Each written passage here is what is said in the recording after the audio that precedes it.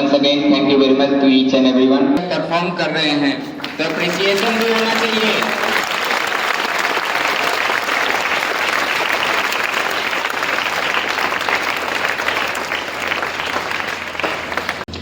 और जैसा कि सर ने कहा कि हम अपने बातें कुछ बताएं आपको, तो सबसे पहले मेरा जो एक्सपीरियंस रहा है वो ये रहा है कि अपने से जो बड़े लोग हैं उनकी बातों को हमें बुरा तो लगता है कभी कभी डांटने पर, उनकी बातों को कभी कभी हमें ऐसा लगता है कि हम उनकी बातों को इनकार कर दें।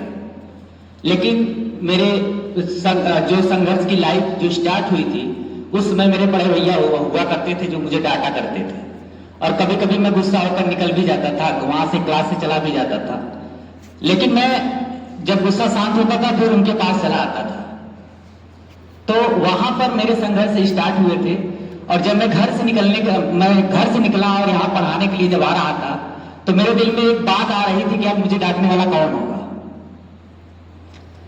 जब यहाँ पर मैं आ रहा था तो मेरी माँ ने कहा कि आसपास के किसी स्कूल में आप पढ़ा लो, क्योंकि आप इतना क्वालिफाई हो तो आसपास में आपको कहीं मिल जाएगा।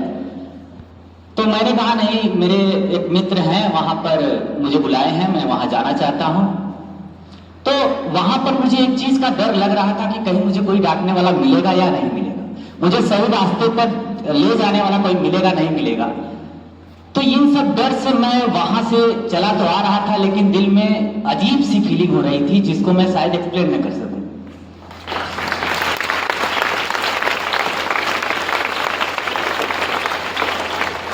मुझे याद है कि वो 2 अगस्त मेरे भैया मिले जो हमें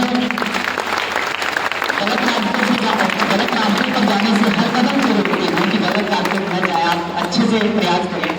इसमें आप हमारे प्रिंसिपल सर हैं जिनसे मैं पहली बार मिला था, तो इनके जो पर्सनालिटी से मैं बड़ा प्रभावित हुआ, क्योंकि ये मतलब वहां से मैं सोचा था एज ए प्रिंसिपल अगर कोई होगा तो कितना रिस्पेक्ट देगा एक टीचर को।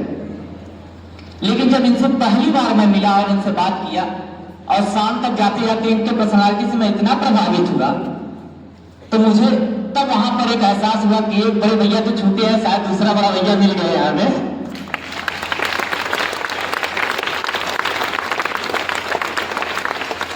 लेकिन धीरे धीरे जब समय थोड़ा बीतता गया, लोगों से परिचय होता गया, तो यहाँ पर जो माहौल क्रिएट हुआ, तो हमारे जितने भी सीनियर टीचर रहे हैं, हमारे मैनेजर सर रहे हैं, और अभी हमारे जो वाइस प्रिंसिपल सर